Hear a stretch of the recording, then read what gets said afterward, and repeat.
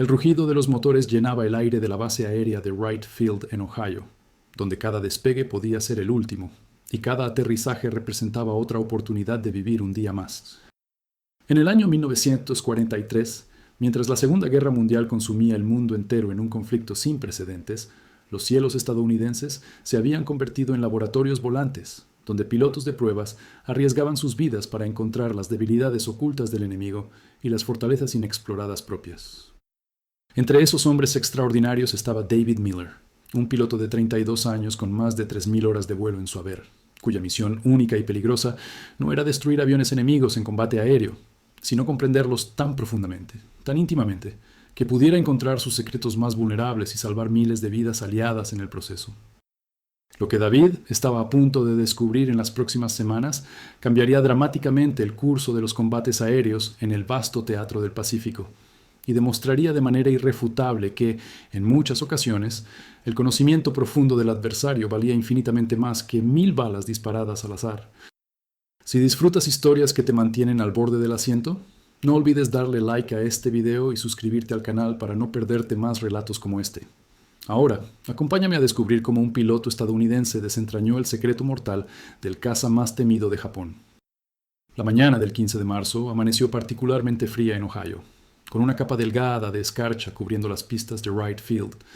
David Miller caminaba por el hangar principal con su chaqueta de cuero marrón sobre los hombros, una prenda desgastada por años de uso que había estado con él desde sus primeros días como piloto civil, antes de la guerra. Sus botas resonaban en el suelo de concreto mientras observaba el avión que había llegado hacía 2 días, transportado con el máximo secreto desde las Islas Aleutianas. No era un Mustang, ni un Thunderbolt, ni un Corsair, ni ningún otro caza estadounidense que hubiera pilotado en sus años como piloto de pruebas. Era un Mitsubishi A6M0, el legendario caza japonés que había dominado los cielos del Pacífico durante los primeros años de la guerra, con una supremacía que había costado cientos de vidas aliadas. Capturado intacto en las Islas Aleutianas tras un aterrizaje forzoso donde el piloto japonés había intentado buscar refugio en territorio estadounidense, el Cero representaba una oportunidad única e invaluable para estudiar al enemigo desde dentro, para comprender los secretos de su diseño y encontrar sus puntos débiles. David se acercó lentamente al avión, sus ojos examinando cada detalle mientras extendía la mano para tocar con reverencia su fuselaje de aluminio. Era notablemente más pequeño de lo que esperaba, casi delicado y frágil en su construcción cuando se comparaba con los robustos cazas estadounidenses. Las marcas del sol naciente pintadas cuidadosamente en sus alas parecían observarlo con una intensidad silenciosa, un recordatorio constante de que este no era simplemente una máquina, sino el símbolo de un enemigo formidable. Durante meses interminables, los pilotos aliados habían regresado de combate con historias aterradoras sobre este avión. Su maniobrabilidad, aparentemente imposible, que desafiaba las leyes de la física, su capacidad sobrenatural para superar en giros cerrados a cualquier caza estadounidense, su letalidad absoluta en manos de pilotos japoneses experimentados que conocían cada límite y cada capacidad de su máquina. El coronel James Hendricks se acercó por detrás, sus pasos pesados y deliberados resonando en el concreto del hangar vacío. Era un hombre de 50 años, veterano curtido de la Primera Guerra Mundial, con cicatrices visibles en sus manos y rostro que contaban historias de batallas que nunca compartía completamente con nadie. Su rostro, profundamente curtido por años de servicio, mostraba la preocupación perpetua de quien había perdido demasiados hombres buenos bajo su mando durante ambas guerras mundiales. «Miller, este es tu nuevo proyecto y probablemente el más importante de tu carrera», dijo Hendricks con voz grave y llena de urgencia. «Necesitamos entender de una vez por todas por qué demonios estamos perdiendo tantos pilotos contra este maldito avión. Los chicos del Pacífico están muriendo cada semana porque el Cero puede bailar alrededor de nuestros cazas como si estuvieran completamente congelados en el aire. Tu trabajo es volar esta máquina, llevarla al límite absoluto de sus capacidades y encontrar sus debilidades, si las tiene, y todos esperamos fervientemente que las tenga». David asintió solemnemente, sintiendo el peso aplastante de la responsabilidad sobre sus hombros como si llevara una carga física. No era un piloto de combate tradicional, nunca había disparado directamente contra un avión enemigo, ni había sentido el terror paralizante de las balas trazadoras pasando a centímetros de su cabina mientras intentaba sobrevivir. pero había pasado miles y miles de horas probando prototipos peligrosos, empujando aviones más allá de sus especificaciones de diseño originales, sobreviviendo milagrosamente a fallas mecánicas críticas y situaciones extremas que habrían eliminado fácilmente a pilotos menos experimentados o menos afortunados. Su especialidad única era entender profundamente cómo funcionaban las máquinas voladoras, cómo respondían al estrés estructural, dónde estaban exactamente sus puntos críticos de ruptura. Tengo aquí todos los informes de combate del Pacífico que hemos podido recopilar, continuó Hendricks con seriedad, entregándole a David una carpeta extraordinariamente gruesa llena de documentos. Guadalcanal, Midway, el Mar del Coral, las Salomón. Los pilotos describen consistentemente el mismo patrón fatal. En combates de giro cerrado, el cero es prácticamente imbatible e invencible. Puede dar la vuelta completa dentro de nuestro radio de giro, posicionarse detrás de nosotros en cuestión de segundos. Pero hay algo interesante escondido en estos informes que hemos notado. Algunos pilotos más observadores mencionan que cuando logran empujar al cero en picadas de alta velocidad o en maniobras violentas a gran velocidad, los pilotos japoneses parecen evitarlas deliberadamente. Como si el avión tuviera alguna limitación estructural crítica que desconocemos por completo. David abrió la carpeta con cuidado, pasando lentamente las páginas llenas de testimonios detallados de pilotos que habían enfrentado al cero en combate mortal. Leyó sobre persecuciones desesperadas que terminaban invariablemente en desastre cuando los pilotos estadounidenses intentaban seguir al enemigo en giros cerrados donde el cero brillaba. Leyó sobre el teniente Robert Harrison, quien describió con dolor cómo su compañero de ala y mejor amigo fue derribado brutalmente después de intentar mantener un combate de giros prolongado con un cero, pilotado por un japonés experimentado. Pero también encontró notas marginales fascinantes, observaciones sutiles, pero reveladoras de pilotos más experimentados y analíticos que habían notado algo extraño en el comportamiento del enemigo. Cuando lograban forzar un cero a velocidades superiores a 400 nudos, los pilotos japoneses parecían romper el contacto inmediatamente o evitar ejecutar maniobras agresivas que normalmente habrían realizado sin dudarlo. Hay definitivamente algo aquí que merece investigación, murmuró David pensativamente, señalando una de las anotaciones más detalladas. El comandante Thompson escribió específicamente que persiguió a un cero en picada pronunciada, y el piloto japonés niveló el avión de manera inusualmente gradual, en lugar de tirar bruscamente de la palanca como habría sido lo normal y esperado. Como si el piloto tuviera un miedo real de hacer una maniobra de recuperación normal a esa velocidad. Hendricks se cruzó de brazos, mirando fijamente al cero que descansaba silenciosamente en el hangar como un depredador dormido. Exactamente por eso estás aquí ahora. Necesitamos saber urgentemente si esa observación significa algo real. Porque si ese avión tiene una debilidad estructural significativa a alta velocidad, podemos enseñar a todos nuestros pilotos a explotarla sistemáticamente. Podemos cambiar completamente nuestras tácticas de combate aéreo. Podemos finalmente dejar de perder tantos hombres buenos cada semana. Durante las siguientes 2 semanas intensas, David estudió meticulosamente cada centímetro del cero con obsesión científica. Con la ayuda invaluable del equipo especializado de ingenieros de Wright Field, desmantelaron cuidadosamente secciones completas del avión, analizaron exhaustivamente su construcción única, midieron con precisión extrema los espesores del aluminio utilizado, examinaron microscópicamente las uniones estructurales críticas. Lo que descubrieron era simultáneamente fascinante desde el punto de vista ingenieril y profundamente preocupante desde el punto de vista de la seguridad estructural. El cero había sido diseñado meticulosamente con una filosofía radicalmente diferente a los cazas estadounidenses contemporáneos. Cada gramo innecesario de peso había sido eliminado sistemáticamente para maximizar al máximo posible la maniobrabilidad y el alcance operacional.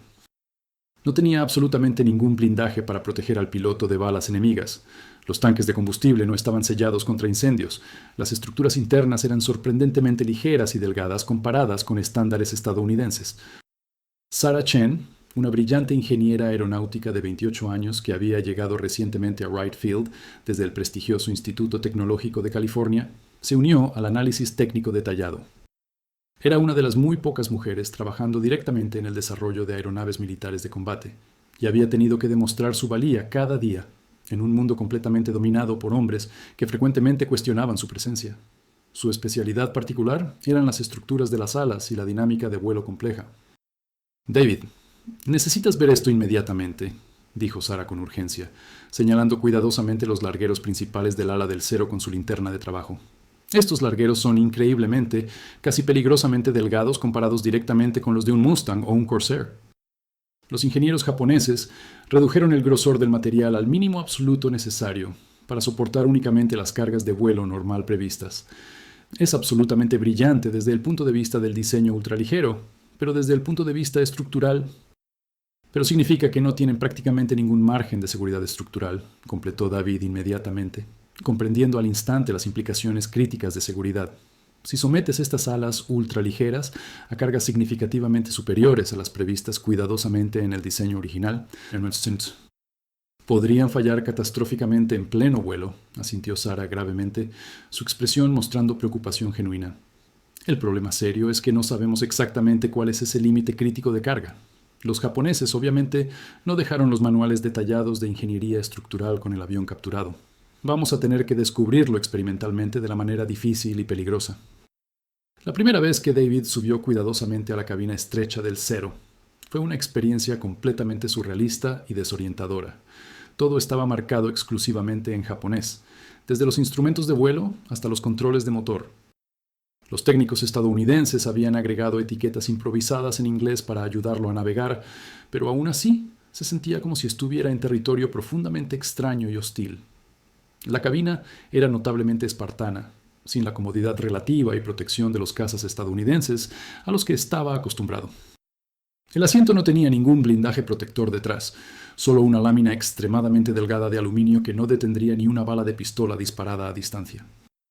Encendió el motor Sakai con cierta aprensión, escuchando atentamente su sonido distintivo y peculiar, completamente diferente al rugido familiar de los motores radiales estadounidenses. El avión vibraba de una manera particular y única, como si estuviera impaciente y ansioso por despegar y volar. David realizó meticulosamente las verificaciones previas al vuelo, moviéndose metódicamente a través de cada control individual, cada instrumento importante. Cuando finalmente recibió la autorización oficial para despegar, sintió una mezcla compleja de anticipación científica y aprensión justificada por el peligro. El Zero se elevó de la pista con una facilidad absolutamente sorprendente. Requería muy poca distancia de pista para despegar, otra ventaja táctica significativa que los ingenieros japoneses habían incorporado inteligentemente en el diseño para operaciones desde pistas cortas.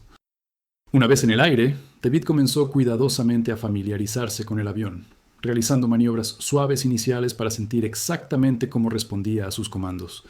La sensibilidad extraordinaria de los controles era inmediatamente notable. La más mínima presión sutil en la palanca producía una respuesta inmediata y pronunciada. El avión literalmente quería girar, quería maniobrar constantemente.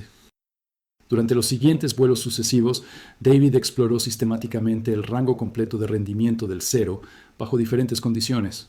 En vuelo lento, el avión era absolutamente mágico y sobrenatural. Podía mantener el control total a velocidades increíblemente bajas, que habrían causado que un Mustang entrara en pérdida aerodinámica inmediata. En combates de giro simulados cuidadosamente contra un P-51 pilotado expertamente por su colega experimentado Marcus Webb, el Zero demostró ampliamente su legendaria superioridad absoluta en maniobrabilidad. David podía colocarse fácilmente detrás de Marcus una y otra vez sin esfuerzo, el Zero girando limpiamente dentro del radio de giro del Mustang, como si estuviera pintado en un círculo visiblemente más pequeño e interno. Pero David estaba buscando activamente algo muy específico, la debilidad estructural que los informes de combate del Pacífico sugerían sutilmente. En su quinto vuelo experimental, decidió finalmente empujar al avión deliberadamente más allá de su zona de confort operacional normal. Subió metódicamente a 20.000 pies de altitud y entró en una picada pronunciada y agresiva, dejando que la velocidad aumentara progresivamente sin restricción. El indicador de velocidad subió rápidamente. 200 nudos, 250, 300. El avión se sentía razonablemente sólido, respondiendo aparentemente normal a los controles. A 350 nudos, David notó conscientemente el primer cambio sutil, pero perceptible. Los controles comenzaron a sentirse progresivamente más pesados y rígidos, como si el aire que fluía turbulentamente sobre las superficies de control se hubiera vuelto significativamente más denso y resistente. Era relativamente normal en una picada de alta velocidad.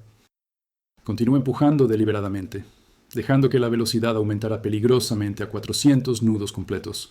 Ahora el Zero estaba vibrando muy notablemente, el aire rugiendo violentamente sobre el fuselaje expuesto. Cuando el indicador alcanzó exactamente 420 nudos, David decidió cuidadosamente realizar una maniobra de recuperación estándar. Tiró de la palanca firmemente pero suavemente, aplicando presión constante hacia atrás para sacar al avión gradualmente de la picada mortal.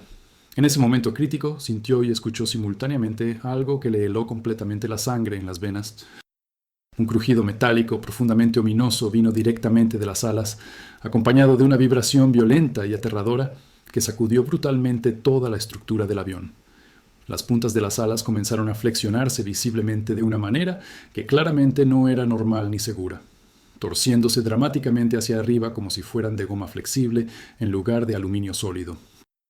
David inmediatamente redujo drásticamente la presión en la palanca, aliviando urgentemente la carga estructural sobre las alas comprometidas. El crujido aterrador cesó abruptamente, pero su corazón latía acelerado y descontrolado mientras el sudor frío cubría su frente.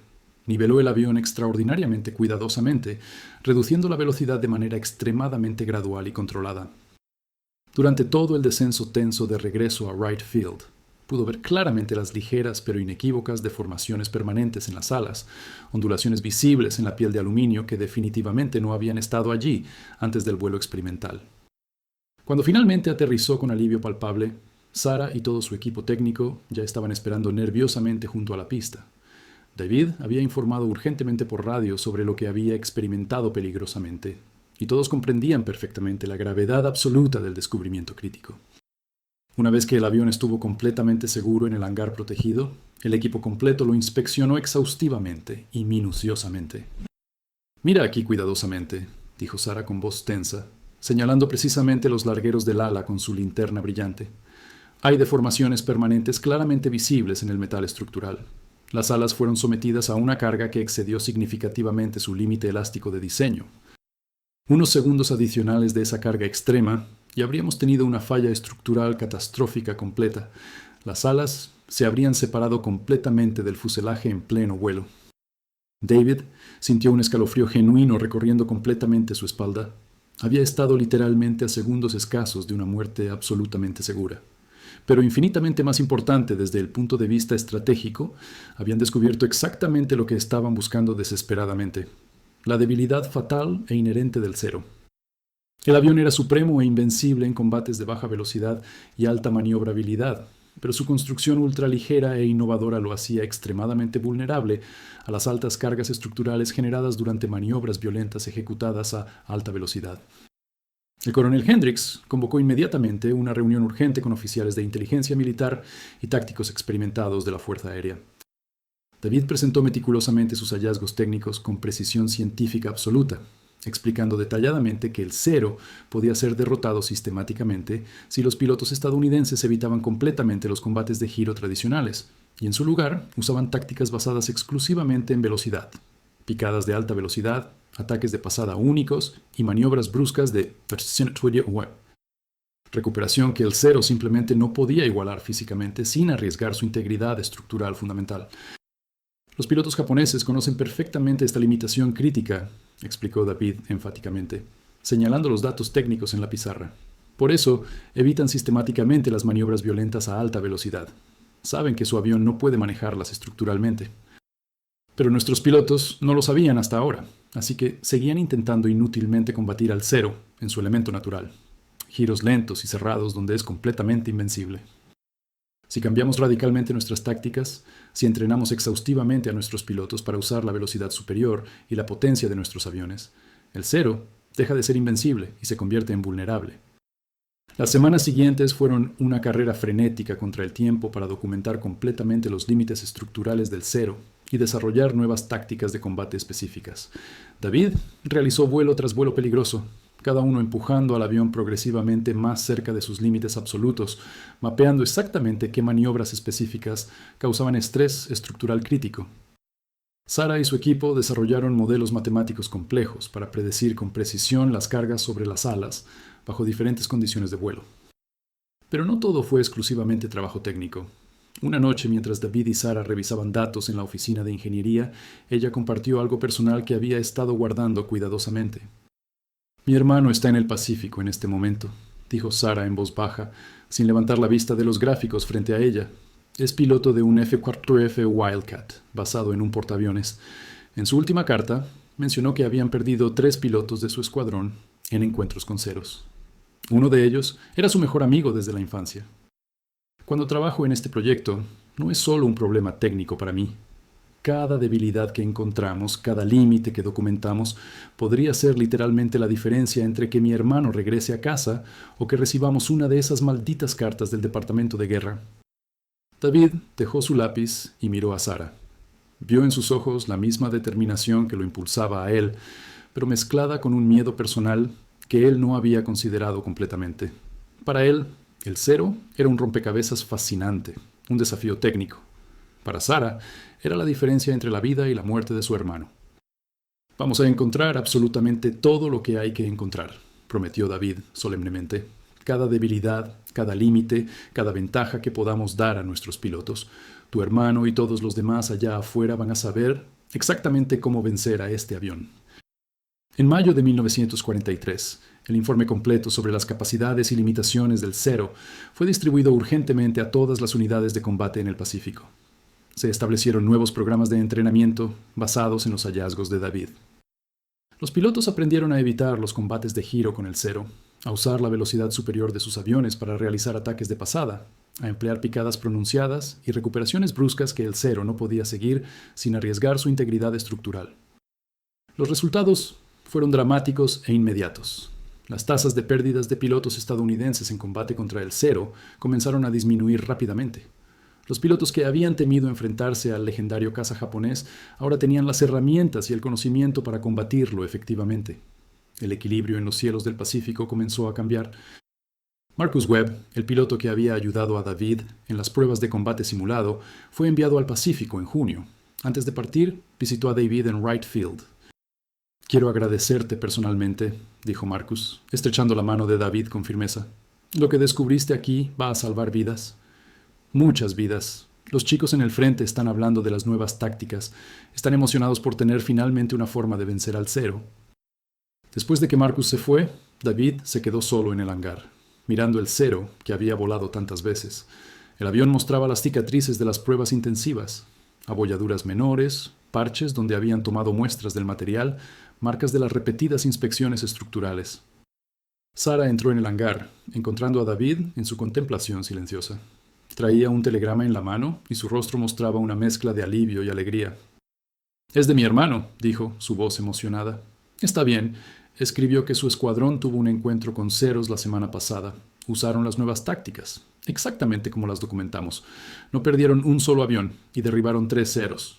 Dice que fue como tener ventaja sobre el enemigo por primera vez en meses». David sonrió, sintiendo por primera vez el verdadero peso de lo que habían logrado.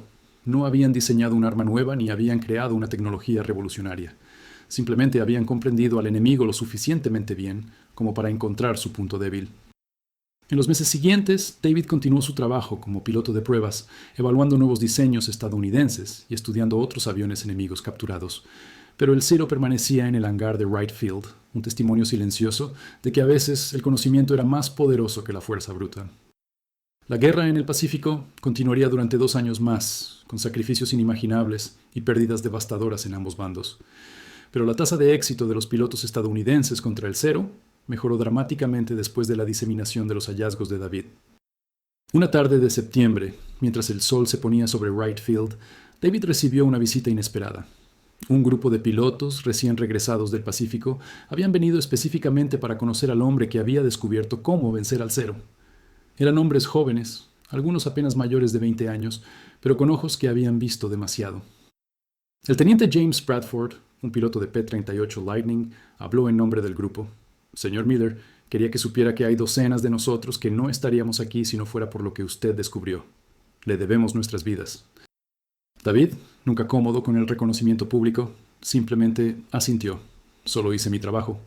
Ustedes son los que tienen que usar ese conocimiento en situaciones de vida o muerte». Esa noche, después de que los pilotos se fueron, David caminó hasta el hangar donde el Cero aún estaba estacionado. Lo miraba de manera diferente ahora. Ya no era solo un enemigo capturado, era un recordatorio de que en la guerra comprender al adversario era tan importante como la valentía. La contribución de David Miller nunca apareció en los titulares de los periódicos. No recibió medallas militares espectaculares ni reconocimiento público durante la guerra, pero en los cielos del Pacífico, cada piloto estadounidense que usó las tácticas derivadas de su trabajo llevaba consigo un legado invisible. Sarah Chen continuó su trabajo en aeronáutica después de la guerra, eventualmente convirtiéndose en una de las primeras mujeres en liderar un programa importante de desarrollo de aeronaves. Su hermano regresó a casa sano y salvo en 1945. El Zero, capturado en Wright Field, fue eventualmente retirado y enviado al Museo Nacional del Aire y el Espacio. Las deformaciones en sus alas fueron preservadas intencionalmente como parte de su historia. Décadas después de la guerra, cuando historiadores estudiaban los factores que contribuyeron a la victoria aliada en el Pacífico, el descubrimiento de las limitaciones estructurales del Zero siempre aparecía como un punto de inflexión. David Miller vivió el resto de su vida con una satisfacción tranquila, sabiendo que su contribución a la guerra no había sido destruir, sino comprender. En las reuniones de veteranos, cuando los pilotos intercambiaban historias sobre combates aéreos y misiones peligrosas, ocasionalmente alguien mencionaba las tácticas anti-Zero, y los más informados asentían con respeto profundo, sabiendo que esas tácticas habían salvado incontables vidas. Era un legado silencioso pero profundamente significativo, el tipo de contribución que no genera estatuas monumentales ni ceremonias públicas, pero que resonaba poderosamente en cada familia que recibió a su piloto de regreso, en lugar de un telegrama de condolencias del gobierno. El cielo sobre Wright Field seguía viendo despegar aviones cada día, cada uno llevando consigo las lecciones aprendidas de pruebas anteriores, cada uno representando el trabajo incansable de hombres y mujeres que creían firmemente que la comprensión profunda del desafío era el primer paso crucial hacia la victoria. Y en algún lugar de ese legado continuo, la historia de un piloto de pruebas y un caza enemigo capturado seguía enseñando la misma lección eterna, que en la guerra, como en la vida, conocer verdaderamente a tu adversario, entender sus fortalezas y sus debilidades con precisión científica, es a veces la única ventaja real que necesitas para sobrevivir y prevalecer contra todas las probabilidades adversas. Los años pasaron y David continuó volando hasta que la edad finalmente lo obligó a retirarse de los controles. Pero nunca olvidó aquellos días intensos de marzo de 1943, cuando su vida pendía de un hilo mientras descubría los secretos del Zero. Cada vez que veía un avión en el cielo, recordaba la sensación de las alas del Zero flexionándose peligrosamente bajo la carga extrema. Recordaba el crujido aterrador del metal llevado más allá de sus límites de diseño. En 1985, 42 años después de sus vuelos de prueba, David fue invitado como orador especial a una reunión de la Asociación de Veteranos del Pacífico. Subió al podio con pasos más lentos que en su juventud, pero con la misma determinación en sus ojos. Frente a él había cientos de veteranos, muchos de los cuales habían volado en combate, usando las tácticas que él había ayudado a desarrollar. Nunca me consideré un héroe, comenzó David con su voz, ahora más suave pero firme. Los verdaderos héroes son ustedes, los que volaron en combate real, los que enfrentaron al enemigo sabiendo que cada misión podía ser la última. Yo solo tuve la suerte de estar en el lugar correcto en el momento correcto, con las habilidades adecuadas para descubrir algo que ya estaba ahí. El Zero tenía esa debilidad desde el momento en que salió de la fábrica en Japón. Solo necesitábamos encontrarla. Después de su discurso, docenas de veteranos se acercaron para agradecerle personalmente. Algunos compartieron historias específicas de combates donde las tácticas basadas en la debilidad del Zero les habían salvado la vida. Un hombre anciano, con lágrimas en los ojos, le contó cómo había usado una picada de alta velocidad seguida de una recuperación brusca para escapar de un Zero que lo perseguía sobre las Filipinas en 1944. El Zero había intentado seguirlo, pero el piloto japonés había nivelado antes de la recuperación, permitiéndole escapar. «Usted salvó mi vida ese día», dijo el veterano, su voz quebrada por la emoción. «Y salvó a mi familia de perder a un padre. Mis hijos crecieron conmigo, mis nietos me conocen. Todo porque usted fue lo suficientemente valiente como para volar ese avión hasta sus límites y lo suficientemente inteligente como para entender lo que significaba». David aceptó el agradecimiento con humildad, pero internamente reflexionaba sobre Sarah Chen, sobre los ingenieros de Wright Field, sobre el coronel Hendricks y todos los que habían sido parte del proyecto. No había sido solo él. Había sido un esfuerzo colectivo, cada persona aportando su experiencia y dedicación para resolver un problema que estaba costando vidas estadounidenses cada día. Sarah Chen asistió a esa misma reunión. Ahora era una mujer de 70 años, retirada de una distinguida carrera en la industria aeroespacial. Cuando se encontró con David después del evento, se abrazaron como viejos amigos que habían compartido algo profundamente significativo. ¿Recuerdas aquella noche en la oficina?, preguntó Sarah, cuando te conté sobre mi hermano y lo aterrada que estaba de perderlo. Nunca lo olvidé, respondió David. Ese fue el momento en que comprendí completamente lo que estábamos haciendo. No eran solo números en una pizarra o datos en un gráfico, eran vidas reales, familias reales, futuros reales. Mi hermano está aquí hoy, dijo Sarah con una sonrisa, señalando a un hombre mayor entre la multitud. Tiene 82 años, 3 hijos, 7 nietos, todo porque tú y yo hicimos nuestro trabajo correctamente en 1943. El hermano de Sarah se acercó y estrechó la mano de David con fuerza. Nunca supe tu nombre hasta hace unos años, dijo, pero siempre supe que alguien, en algún lugar, había descubierto cómo vencer al cero. Las tácticas que aprendimos nos salvaron una y otra vez. Gracias por darme la oportunidad de vivir mi vida. Esa noche, de regreso en su habitación de hotel, David reflexionó sobre el impacto de su trabajo. No había forma de saber exactamente cuántos pilotos habían sobrevivido gracias al descubrimiento de la debilidad estructural del cero, pero sabía que el número era significativo. Cientos, posiblemente miles de hombres habían regresado a casa, habían formado familias, habían vivido vidas plenas, porque las tácticas de combate habían cambiado basándose en su trabajo. En sus últimos años, David escribió unas memorias detalladas sobre su experiencia probando el cero capturado. El libro, publicado en 1992, se convirtió en un texto de referencia para historiadores de aviación e ingenieros aeroespaciales.